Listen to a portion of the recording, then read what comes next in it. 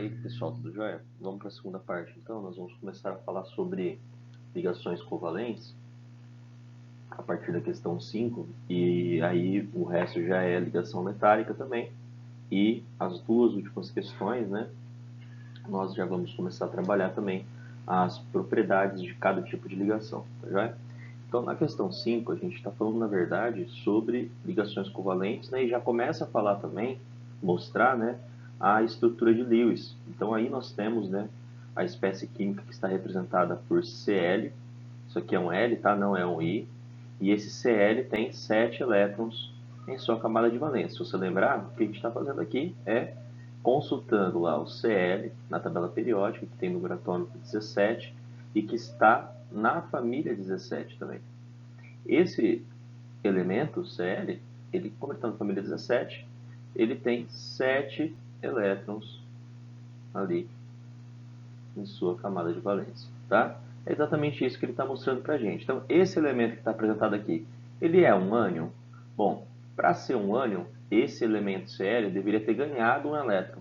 Então, ele deveria ter, no mínimo, ele deveria ter 8 elétrons aqui. Como ele não tem 8 elétrons, a gente sabe que ele não é um ânion, né? Depois, ele é um cátion. Para ser um cátion, um desses elétrons aqui deveria ter sido apagado, ele deveria estar assim, ó, com 6 elétrons ou com 5 elétrons. Uma coisa curiosa, pessoal, é que átomos de A metais, né? Então átomos da família 14, 15, 16, 17 e alguns átomos da família 13 também, né? Como o boro, eles vão adquirir carga negativa apenas. Por serem ametais, eles só adquirem cargas negativas, então eles só viram ânion. Então, o cloro, no caso, como ele é da família 17, a única probabilidade para ele aqui é virar um ânion, tá? Se ele não virou um ânion, que a gente já viu já na questão A, ele também não é um cátion. Não tem como ele ser um cátion, tá? Depois ele pergunta para você aqui, ó, esse átomo então de cloro, ele é uma molécula? Bom, para ser uma molécula, então a gente tem que entender a diferença entre o que é átomo e o que é molécula. Um átomo é quando eu tenho um elemento ali sozinho, etc, né? E aí esse elemento pode realizar ligações químicas. Agora, uma molécula é quando eu tenho vários átomos, um ou mais átomos, né, na verdade, ali, ligados, né, dois ou mais átomos, perdão, ligados entre si. Então aqui não está tendo uma ligação química. Não é uma ligação química que está acontecendo aqui. Ele só está mostrando para a gente o elemento cloro, tá joia? Então não, né, essa molécula aqui, esse elemento aqui, o Cl com 7 elétrons, não é uma molécula. Depois na D, ele pergunta, pode-se, esse átomo de cloro, né, ele pode se ligar tanto a metais como a não metais? Bom, o cloro, ele pode se ligar a outros não metais? Ele pode, por exemplo, fazer uma ligação com outro cloro e realizar uma ligação covalente?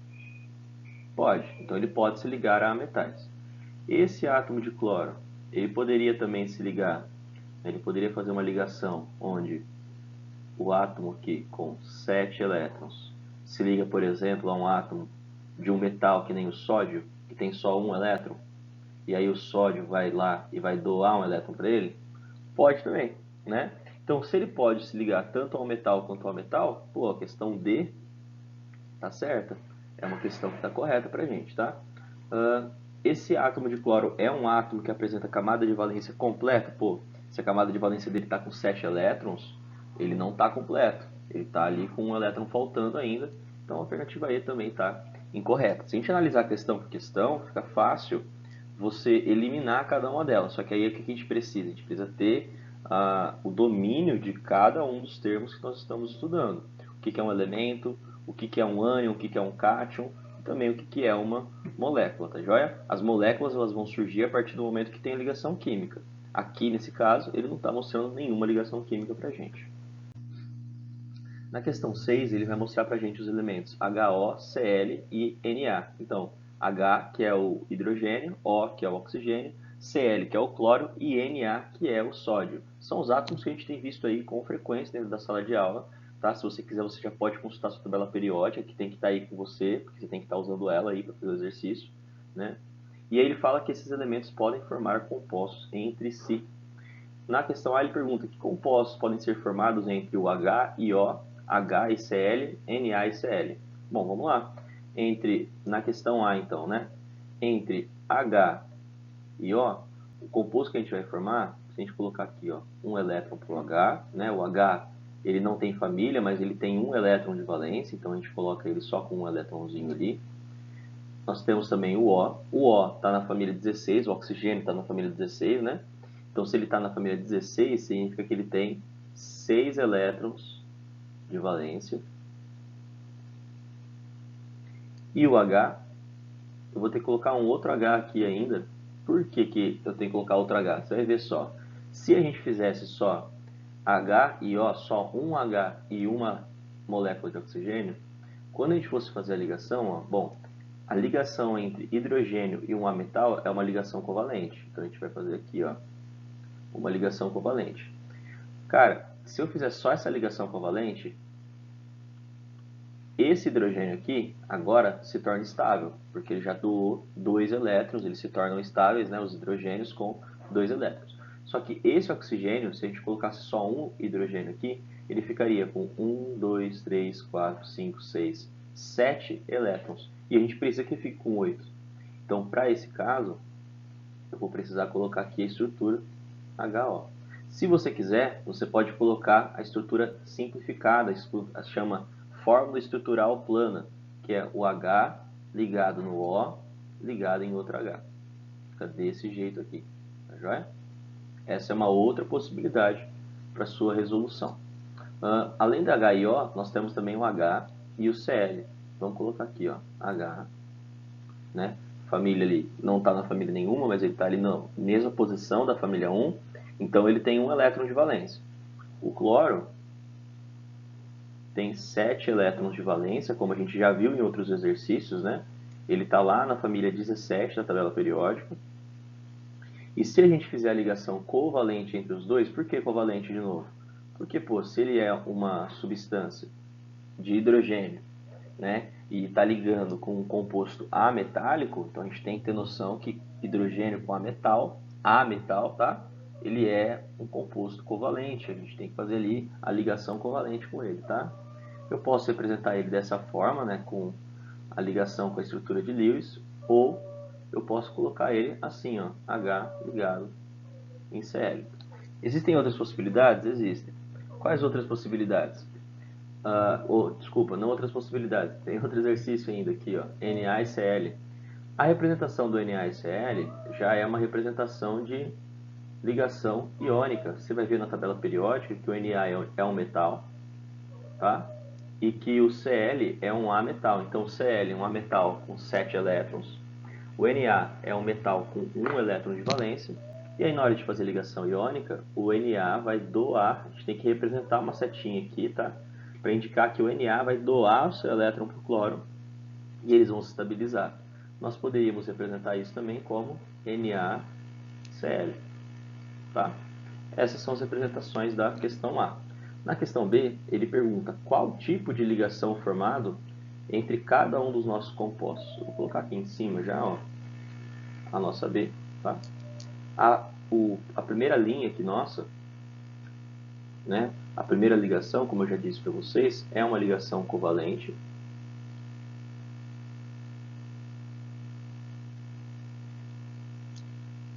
A segunda ligação, também, hidrogênio e ametal, é uma ligação covalente. E a terceira ligação, ligação entre metal e ametal, é uma ligação iônica. Beleza? Então, covalente e iônica seria a nossa resposta da alternativa B. Na questão 7, ele fala assim, as ligações químicas nas substâncias K, HCl, KCl e Cl2 são respectivamente. Então, vamos olhar aqui, ó. K. Como que a gente vai identificar qual é o tipo de ligação que está acontecendo para aquela substância? Por exemplo, o K aqui, pessoal, como que a gente descobre qual que é o tipo de ligação que acontece? É só você olhar a tabela periódica. O elemento K, que é o elemento potássio, ele tem o número atômico 19, tá? E esse número atômico 19, quando você olhar ele na tabela periódica, você vai encontrar ele, em cima dele você vai encontrar o sódio, que tem número atômico 11. E em cima dele você vai encontrar o lítio, que tem número atômico 3. E em cima deles, né, você encontra o hidrogênio, número atômico 1. Então você vai perceber que o sódio e o lítio estão na família 1, o potássio também está na família 1. Família 1, pessoal, nós sabemos que são metais, tá? Tem um nome específico para essa família que você vai consultar na própria tabela periódica. Você não precisa também ficar decorando esses nomes, né? Talvez para um vestibular no futuro seja interessante decorar esses nomes, mas são nomes que vão aparecer com frequência para a gente, tá? No caso do potássio, dependendo da tabela que você consultar, vai dizer que ele é um metal alcalino. Bom, se ele é um metal e essa molécula nossa, né, essa substância nossa, perdão, esse K sólido, né, esse entre parênteses aqui significa o estado físico que ele está, tá? Então esse potássio sólido, ele está dizendo que é um metal que está no estado sólido, que é um átomo metálico de potássio que está no estado sólido. Bom, se ele é formado só por átomos metálicos, eu posso garantir para você que o potássio, que tem apenas átomos metálicos, faz uma ligação metálica, né? Por lógica, ele faz uma ligação metálica, tá bom? Então, se você olhar as suas questões, ó, a única opção que aparece metálica no começo é a alternativa A. Mas nós vamos eliminar as outras questões também, nós vamos fazer aqui todas as nossas moléculas. O HCl já é uma molécula que nós estávamos trabalhando nos outros exercícios.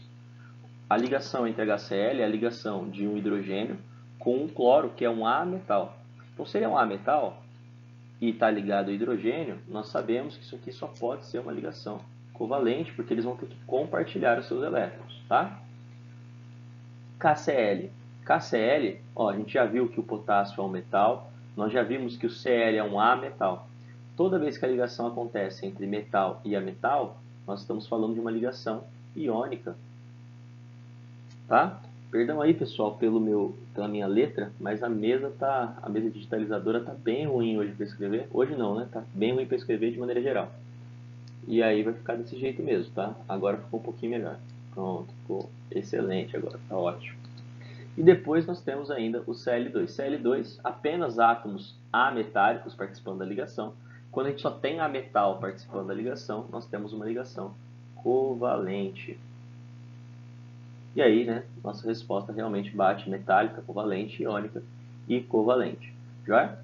Vamos passar para a questão 8. Uma substância pura, sólida, que também é um isolante elétrico, isso é muito importante, pessoal, pode apresentar todos os tipos de ligação, exceto, perceba que ele fala que é uma substância pura, ou seja, só encontro aquela substância nesse meu recipiente ou nesse sólido que eu estou analisando, tá? E ela está no estado sólido. Se você pegar uma tabela de propriedades de ligações, você vai ver que a única ligação química que conduz corrente elétrica bem e como regra no estado sólido são as substâncias metálicas, tá? Então, uma substância que é sólida e que é também um isolante térmico, se era para ela ser isolante elétrica, perdão, se ela para ela ser isolante elétrica, significa que ela pode ser ligação covalente e que ela pode ser ligação iônica. Porque a única substância sólida que não é isolante é a substância metálica. Então ele poderia ser molecular ou covalente, que é praticamente a mesma coisa, tá? E ele que faz o mesmo tipo de ligação, né? E ele poderia ser iônico. Poderia, porque as substâncias iônicas sólidas não costumam conduzir corrente elétrica, tá? Existem exceções, tá, pessoal? Principalmente para ligações covalentes. Por exemplo, né, o grafite, ele faz ligações covalentes, do tipo covalente, e ele conduz corrente elétrica muito bem, tá? Só que isso é uma exceção à regra. A maioria das substâncias covalentes, né, das substâncias moleculares, elas não vão conduzir corrente elétrica bem no estado sólido, tá? Então, como a gente tem essa noção dessa regra, nós vamos dizer que aqui a única substância que não pode ser esse sólido isolante é uma substância metálica. Por quê? Porque toda substância metálica no estado sólido conduz corrente elétrica e conduz bem corrente elétrica. Tá joia? Então, na 8, a alternativa certa é a alternativa D. Por algum motivo eu cortei a alternativa C, né? Mas tá bom, é isso aí. Questão 9. Nenhuma teoria convencional de ligação química é capaz de justificar as propriedades dos compostos metálicos. Isso é uma mentira, é só enunciado, está tentando contextualizar um rolê, mas ele está falando aí sobre o mar de elétrons, tá? Investigações indicam que os sólidos metálicos são compostos de um arranjo regular de íons positivos, no qual os elétrons das ligações estão apenas parcialmente localizados. Isso significa dizer que se tem um arranjo de íons metálicos distribuídos em um mar de elétrons. Com base nessas informações, é correto afirmar que os metais geralmente têm elevada condutividade elétrica e baixa condutividade térmica. Bom, então aqui a gente está falando só sobre metal. Por causa do mar de elétrons, os metais conseguem conduzir bem corrente elétrica e conseguem conduzir bem corrente térmica, ou melhor, eles conduzem bem aquela energia térmica. Tá? Por quê? Porque como eu tenho muito elétron trafegando pela minha substância, pelo meu metal, esses elétrons vão aquecendo em um ponto e eles vão levando a energia de um ponto ao outro.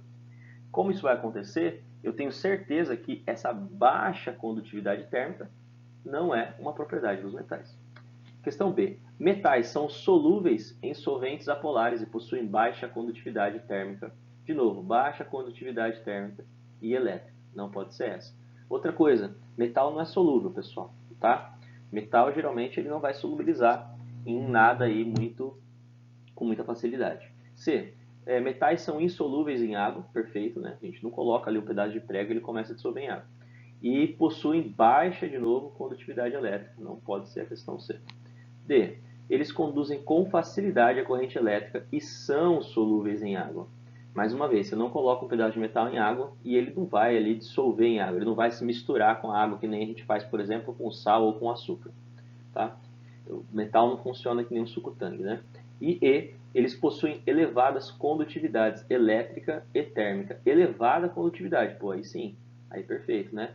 É realmente essa a nossa alternativa correta. Beleza, pessoal? Aqui eu já vou encerrar, pessoal, para o vídeo não ficar muito longo. E aí nós vamos já finalizar essa parte de ligações covalentes e ligações metálicas. Nos próximos 2 exercícios que a gente vai fazer, que a gente vai ver aí no vídeo, nós vamos falar sobre ligações, sobre propriedades da matéria, beleza? Valeu!